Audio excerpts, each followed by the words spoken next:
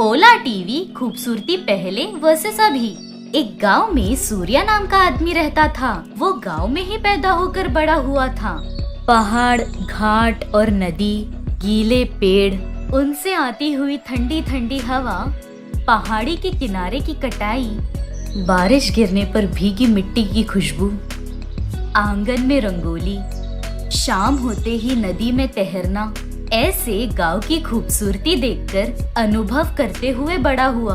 गांव में सभी उसके दोस्त थे।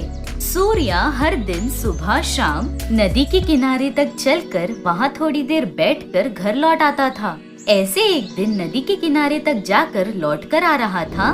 गांव में चाय स्टॉल के पास बैठा सूर्या का दोस्त अंजी सूर्या को देखकर, अरे सूर्या, यहाँ आओ, ऐसे बुलाता है। सूर्या आकर अंजी के बगल में बैठता है। चाचा 1/2 टी। हाँ बेटा, जब से मुझे समझ आई है तब से देख रहा हूँ।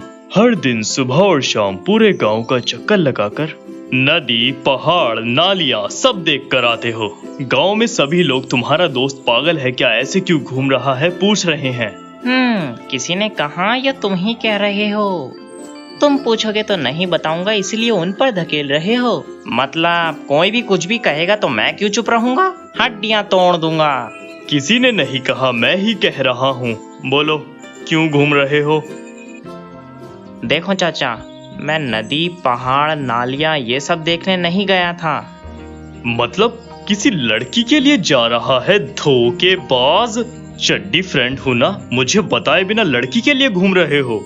वैसे भी मैं कुछ नहीं सोच रहा, लेकिन कौन है बताओ? कोई भी हो, फंसा लेंगे। मैं हूँ ना। सरपंच की बेटी है या कोई और है? अरे चुप करो, तुम जो सोच रहे हो वो नहीं।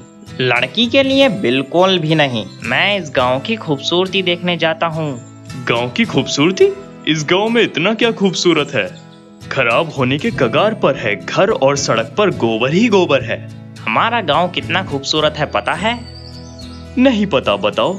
आंखों के सामने ही पहाड़, उनके करीब बड़े बड़े खेत। सुबह नींद से उठकर आंखों पे ठंडा पानी मारकर गांव में रंगोली बनाती औरतें। सुबह सुबह उठकर ट्रैक्टर पर खेत में जाना। खेत में पक्षियों के साथ दिन गुजारते किसान। ये सब तुम्हें बताने पर भी समझ नहीं आएंगे, तुम ही जान लो। एक दिन सुबह शाम गांव में घूमकर तुम ही जान लो। मैं जा रहा हूँ। कहाँ चले? भूल गए? बस्ती जाना है। कॉलेज में सीट आया है ना, अब वहीं। ठीक है, ऑल द बेस्ट। सूर्या वहाँ से घर आकर बैग में कपड़े डालकर, माँ चलता हूँ। ध्यान रखना, त्योहार पर आओ, ऐसे कहकर बेटे को विदा करती है। सूर्या बस्ती में रूम लेकर वहीं पर रहकर पढ़ रहा था। हर दिन कॉलेज जाकर शाम को पार्ट टाइम करके रूम में आकर खाना खाकर सो जाता था। ऐसे दिन गुजर रहे थे। सूर्या के कॉलेज में कीर्ति नाम की लड़की थी। कीर्ति शहर में ही पली बड़ी थी। शहर की आदतें, कपड़ों का ढंग, सब कुछ शहर की संस्कृति के हिसाब से ही था। एक दिन कीर्ति अपनी दोस्त श्रुति के साथ मिलकर कॉलेज के कैंपस में बात कर रही थी। कीर्ति, ये ड्रेस बहुत अच्छी है, कहाँ से ली? कपड़े के दुकान से ली। कपड़ों को कपड़ों के दुकान में ही खरीदते हैं, मच्छी मार्केट में नहीं। ऐसे ही मजाक कर रही थी। हंस दी। मैं भी हंसती हूँ। अच्छा, वो कौन है? कॉलेज में सभी लोग हमें देख रहे हैं तो वो देखे बिना ही जा रहा है। बेचारा, शायद दिखाई नहीं दे रहा होगा। चलो टेस्ट करें। अच्छा चलो, तो फिर देरी किस बात की? ऐसे दोनों सूर्य के सामने आते हैं। सूर्या उन दोनों को देखकर रुककर बगल से जा रहा था। ये दोनों फिर से उसके सामने आ जाते हैं। सूर्या रुककर ऐसे ही देख रहा था। हम कौन है पता है? क्यों, तुम्हें नहीं पता? अरे बाप रे, सर बात करते हैं। मैं भी एकदम चौंक गई। क्या चाहिए तुम्हें? इस कॉलेज के सभी लड़के हम कब दिखेंगे इस इंतजार में रहते हैं, और हम तुम्हारे सामने आ रहे हैं तो मुड़कर चले जा रहे हो। क्यों देखूं तुम्हें? What are you talking? क्यों देखूं तुम लोगों को, ये पूछ रहा हूँ। खूबसूरत है इसलिए। ओहो, ऐसे अपने आप में ही कहने से हो जाता है? देखने वालों की नजरों में भी खूबसूरत होनी चाहिए ना। मतलब हम खूबसूरत नहीं? ऐसे skirt, pant, jeans, T shirt पहनकर दीवार का पेंट मुंह पर लगाने पर खूबसूरत कहती हो? खूबसूरती मतलब नजरों को देखने वाली नहीं, मन को देखने वाली। होल्ड ऑन, तुम क्या बात कर रहे हो पता है तुम्हें? मैं जो कह रहा हूँ तुम्हें समझ नहीं आ रहा, लेकिन एक बात बताओ, तुम्हारी नजरों में खूबसूरती क्या है? जो सब देखते हैं। करेक्ट, ऐसे कहोगी तो सब देखेंगे, लेकिन कोई खूबसूरत नहीं कहेगा। जब शादी के लिए देखने आते हैं तो लड़की को साड़ी और घाघरे में ही क्यों बिठाते हैं? ऐसे स्कर्ट और टी शर्ट्स क्यों नहीं पहनते? और शादी के मंडप पर भी क्यों, बताओ? ऐसे कह रहा था कि दोनों शांत होकर एक दूसरे का चेहरा देख रहे थे। नहीं पता ना, तो जाकर पता कर लो, तब खूबसूरती क्या है तुम्हें पता चलेगा। ऐसे कहकर वहाँ से चला जाता है। अगले दिन हमेशा की तरह सूर्या कॉलेज आता है, लेकिन कीर्ति और श्रुति घाघरा चोली पहन कर आती हैं। वो देखकर सूर्या चौंक कर, ये क्या अचानक से ये चेंज? तुमने जो कहा मैंने अपनी माँ से पूछा। मेरी माँ भी तुम्हारी तरह खूबसूरती मतलब नजरों को दिखने वाली नहीं, मन को दिखना चाहिए ऐसे कहा। शरीर दिखाने वाले कपड़े पहनकर सभी देखते हैं, लेकिन उसका मतलब खूबसूरत नहीं। हमें देखने पर प्रणाम करने का मन करे वो है खूबसूरती, ऐसे क्या कुछ नहीं कहा। उनकी कही बातें रात भर सोचकर दिमाग में चढ़ाकर ये देखो ऐसे बदल गए। अच्छा काम किया, लेकिन ऐसे घाघरा चोली पहनने पर खूबसूरत नहीं दिखते कहा ना। खूबसूरती वो नहीं जो नजरों को दिखती है, बल्कि वो जो मन को दिखती है। हमारा मन साफ रखकर, हंसकर और लोगों को हंसाकर, सभी अपने लोग हैं सोचकर, हार को और जीत को एक जैसा सोचकर। ऐसे बोल रहा था कि कीर्ति, हाँ बस ये सब जाने दो, लेकिन हम साथ साथ है कि प्रीति की तरह रहने के लिए कह रहे हो? ऐसे कहते ही सूर्या धीरे से मुस्कुराकर, चलो क्लास का टाइम हो रहा है, ऐसे बोलकर तीनों वहाँ से चले जाते हैं। ओला टीवी बहन वर्सेस भाई पार्ट 1। एक गांव में मूर्ति मालती नाम के पति पत्नी रहते थे। उनको एक बेटी और एक बेटा था। दोनों प्यारे बच्चे थे। बेटी का नाम भार्गवी, बेटे का नाम भरत। भरत को प्यार से बंटी बुलाते थे। भार्गवी और बंटी का बिल्कुल नहीं जमता था। चूहे बिल्ली की तरह हमेशा लड़ते झगड़ते रहते थे। ऐसे दिन गुजर रहे थे।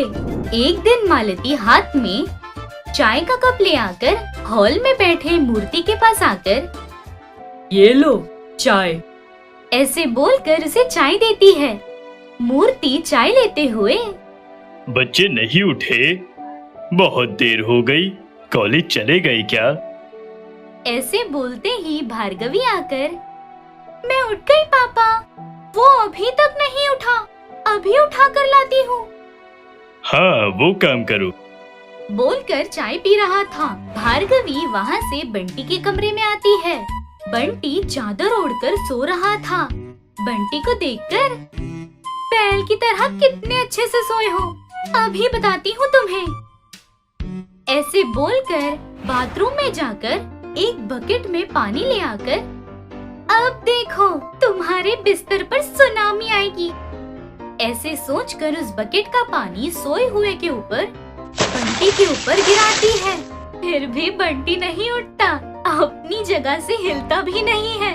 वो देखकर भार्गवी आश्चर्य होकर एक बाल्टी पानी डाला, लेकिन हिल नहीं रहा है या चला गया, ऐसे सोचकर चादर खींचती है।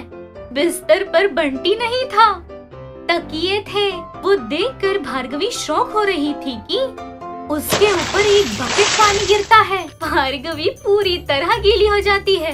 एकदम गुस्से में आकर, हाँ क्या है, बचपन से देख रहा हूँ ऐसे पानी गिराकर उठाने का, कभी तो कुछ नया सोचो, अपडेट हो जाओ।